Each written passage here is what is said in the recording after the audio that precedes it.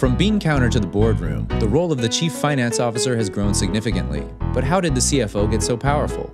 The finance profession traces its birth to the Industrial Revolution, when small, local businesses grew into regional and national businesses. By the end of the 19th century, companies began hiring in-house controllers, and the role of finance shifted from basic accounting services to the development of new methods for evaluating financial performance. During the post-World War II era, while the economy was booming, there was a surge in businesses buying up competition.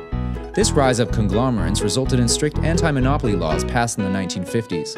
As businesses began to look outside their industries for growth, they began to rely heavily on finance executives to provide objective success benchmarks for new opportunities. The 1970s saw slow growth and high inflation. CFOs were forced to leave the comfort of their offices and face new operational challenges on the front lines. The transition from portfolio manager to operations manager was a huge change in the job description of CFOs. In the 1980s, cheap financing created a new breed of institutionalized investors.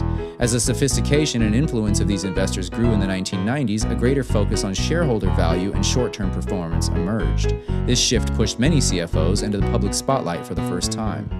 When the Great Recession struck in the late 2000s, CFOs were called upon to steer their corporate ships through turbulent economic waters. With the threat of a failing banking system, CFOs cut costs, moved assets abroad, and found other innovative ways to store cash.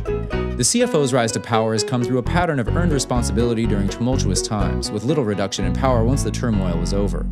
In just under a century, CFOs have grown from a clerical post to a strategic leader in the boardroom, right hand to the CEO and the future chief executives of businesses around the world.